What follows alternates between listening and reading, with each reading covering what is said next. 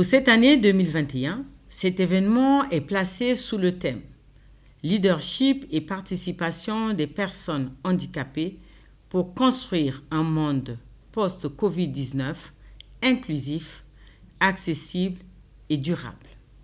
Il s'inscrit dans le prolongement du programme de développement durable à l'horizon 2030, programme qui demande à tous les États de prendre des mesures qui exigent qu'aucun être humain ne soit laissé pour compte.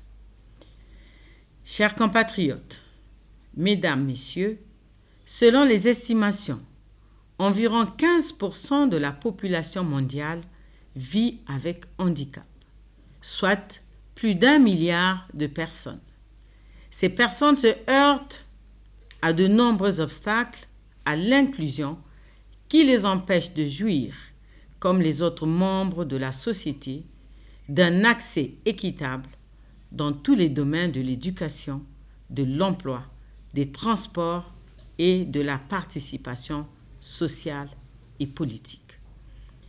Elle compte parmi les plus durement touchées par la crise liée à la COVID-19 dans le monde. Celle-ci ayant révélé l'ampleur de l'exclusion et montré combien l'inclusion du handicap est indispensable. Or, déjà, en temps normal, les personnes vivant avec handicap ont un faible accès aux soins de santé, à l'éducation, à l'emploi, bref, à la vie sociale. Elles sont de ce fait exposées à un risque élevé de pauvreté, de violence, de négligence et comptent parmi les personnes les plus marginalisées dans la communauté touchée par la crise.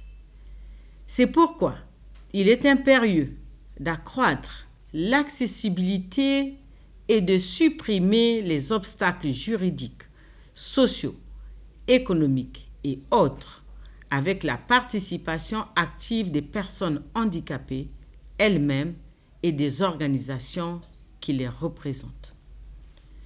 Chers compatriotes, mesdames, messieurs, notre monde ne doit plus exclure, il doit plutôt inclure, donc être inclusif.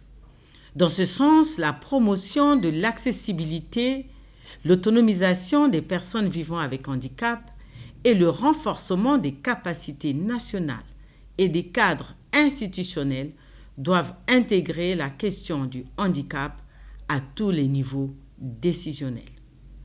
Aussi, notre pays, sous l'impulsion éclairée de son Excellence Denis Sassou Nguesso, président de la République, chef de l'État, déploie des efforts pour aller dans cette direction, comme le montre, entre autres, une des innovations introduites dans la Constitution du 25 octobre 2015, à savoir l'institution à l'article 234 du Conseil consultatif des personnes vivant avec handicap. Il s'agit là déjà d'une avancée majeure, une initiative qui illustre la volonté inébranlable de notre pays de promouvoir le droit des personnes handicapées de participer à la vie publique et de créer ainsi une citoyenneté active et réduire les inégalités au sein de la société. En outre, au-delà du ressenti et des besoins non encore satisfaits, le gouvernement conduit par M.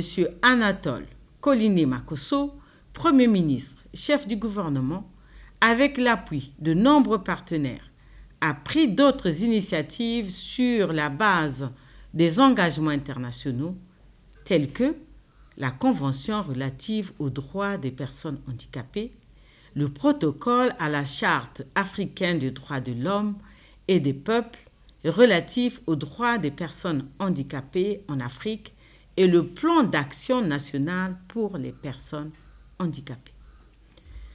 L'on peut relever dans ce cadre la promotion de l'éducation inclusive avec notamment la mise en place et le fonctionnement d'un dispositif d'accompagnement des étudiants aveugles dans les établissements scolaires et universitaires, l'attribution d'un quota de recrutement des personnes handicapées dans la fonction publique, la fourniture d'aides auditives aux déficients auditifs et d'aides techniques à la marche aux personnes à mobilité réduite et la production d'ouvrages en braille. Pour ce qui est de la pandémie Covid-19, sur 66 018 ménages enregistrés ayant au moins une personne vivant avec handicap, 34 764 ménages ont reçu au moins une allocation de type transfert monétaire conditionnel, transfert monétaire AJR et transfert monétaire d'urgence. Au niveau des vivres et non-vivres, 42 organisations des personnes vivant avec handicap, soit 3 630 personnes vivant avec handicap, 953 personnes vivant avec handicap non affiliées aux organisations des personnes vivant avec handicap, 6 structures de prise en charge des personnes vivant avec handicap ont bénéficié d'une assistance. Toutes ces avancées ne seraient remarquables sans l'apport indéniable et robuste des organisations des personnes vivant avec handicap de notre pays.